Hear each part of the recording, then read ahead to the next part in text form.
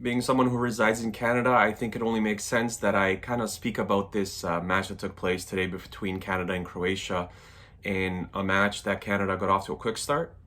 Canada scored their first goal at the World Cup, but unfortunately they couldn't contain Croatia throughout the rest of the match. Alphonso Davies gets that first goal about 2 minutes in, 67 seconds. Great build-up play and great cross from Buchanan to Alphonso Davies, picked him out brilliantly, who headed the ball home. And, I kind of thought maybe Canada could actually get a result from this match. I think that in the first 20 to 25 minutes, Canada was very good. They showed that they wanted to attack Croatia, that they wanted to grow their lead. And I think at some points, Croatia was kind of on the back foot defensively. Alphonso Davies was going at Juranovic the entire, first 20, 25 minutes in the first half. And then all of a sudden, that just kind of went away. Eustachio ended up getting injured about halfway through the first half.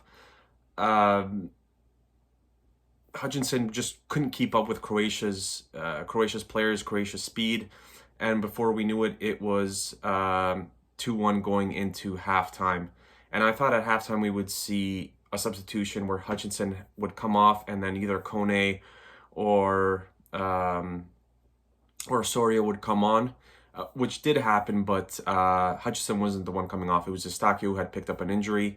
I think Eustachio is going to rest in the final match, since it doesn't really mean much to Canada apart from getting 3 points and their first win. But I think what happened here is that John Herdman didn't want to make two substitutions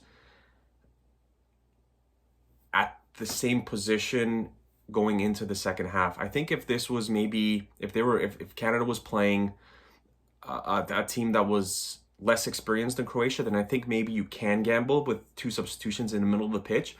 But I think since it's Croatia, and since they have Kovacic, Modric, Perisic, all players who are very good with the ball, who technically sound, who can make a lot of things happen, I think he decided to not do that, and instead he took off Larin, who really wasn't. We didn't see too much of him in the first half, and honestly, some of that is due to our players really not including him, I think. And the Eustachio injury obviously came out of nowhere, and I know that he had picked up an injury prior to the tournament, but again, like I say, I don't think that John Herdman wanted to make two substitutions in the middle of the pitch. And then Canada had its chances in the second half. Osorio had that shot early on in the second half that just whizzed by the goalpost. I think Hoylett had a shot that Livakovic tipped over the bar. So it's two very good chances that Canada could have capitalized on and would have made this match a lot more interesting. And I think Croatia pinpointed Canada's weaknesses heading into this match. So they pinpointed Hutchinson as the weakness, and I think they looked at Steven Vittoria as a weakness as well, because that goal that Belgium scored on Canada in the first match was kind of Vittoria kind of missing the ball or mistiming it. So I think they just wanted to expose that a little bit more, and I think they did that great job of that in this match. I think Kamal Miller was really good for the majority of the match, and on the fourth goal, it just kind of got away from him, and at that point, it was already kind of done and dusted. But a lot of people are kind of voicing their displeasure with how Canada played this match, and I think they're kind of right about that, because Canada didn't just come to this World Cup to participate, so to say. I know this is the first World Cup in 36 years, but I really don't feel that they came to just participate. They wanted to come score their first goal. They wanted to come get their first point. They wanted to come get their first win, and they wanted to ultimately progress in the World Cup. Is it a big ask? I think it is, when you consider that, again, that this is the first time in 36 years that the team's been here. But I also think that it might not be too big of an ask because of where all these players play. Like a number of these players play for big clubs. Like you have Eustachio, who's at Porto, you have Jonathan David at Lille, you have Alphonso Davies, who's one of the best left backs in the world, or left midfielders, left wing back, whatever you want to call him. You could kind of play all over the place at Bayern Munich. I think now you're going to see with Alistair Johnston going to Celtic, another player, and we'll see Kamal Miller. There's rumors that he's going to maybe Germany or something like that. So we're kind of going to see the development of these players, and I think this is a good stepping stone for 2026. But I completely agree with people who aren't satisfied with just participating here. And the last match against Morocco is a match that we should go out and try to get the 3 points. I still think Herdman's going to play maybe not his best lineups, but he's gonna, kind of fix some things there. And I think Adekugbe is gonna get a chance over Lorrea or maybe even Alistair Johnston, just because those guys can kind of play all over the place. We'll see what happens with Larin. Jonathan David, I don't think was that great in this tournament. We'll see if he starts next match, but it's kind of maybe time to give some of these players who haven't played too many minutes at this World Cup a chance to play.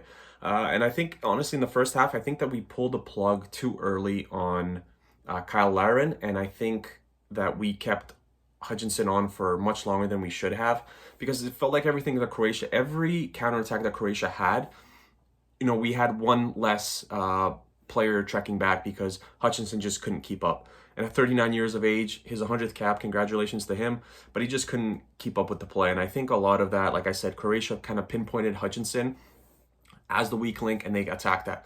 Kovacic, Modric, Perisic, all spectacular today. Kramaric, 2 goals, just a complete effort, and they literally look like the second best team in the world, and not when we faced Belgium. I think we kind of hoped that Canada would have a much better, or would have a performance like they did against Belgium, because we looked at it and said, well, this is how we're going to play against the second best team in the world. Why can't we do this against Croatia?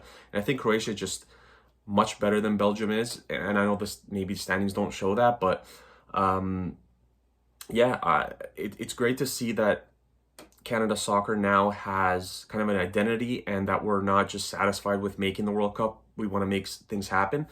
And even you even got the impression that guys during the interviews prior to the World Cup weren't just happy to be there. They wanted to be there. They wanted to score goals. They wanted to win matches. They wanted to progress and things like that. So, we go from here. We hopefully get the 3 points against Morocco, or even a point. And, then we kind of prepare for that 2026, which is still 4 years away, but it's gonna come really fast. And then, we look to develop some of our younger players. Ik Ugbo, we'll see if he plays against Morocco, but I think this is a good stepping stone for some of the younger players, and honestly for everyone, just because Canada hasn't been there. So this is kind of like exposure to that big stage, to the World Cup, the biggest tournament in the world in any sport. So the result kind of sucks, but the team's got to go forward from here, and we gotta get a result in the next match against Morocco. A lot of talk about John Herdman. We wouldn't be here without John Herdman. So, to be fair, I think he's done an excellent job for Canada in the number of years that he's been here, whatever it's been, 3, 4, even longer. And like I said, this is just a building block for 2026 to when we host. And great experience for the players. We'll see what happens, like I said, in the next match, where I think we'll see some other players get a chance to play. And the support, I think, in Qatar has been great for Team Canada. Again, first time in the World Cup, and there's a lot of Canadians on hand, which is great to see, and it's great that the game of football is growing in Canada.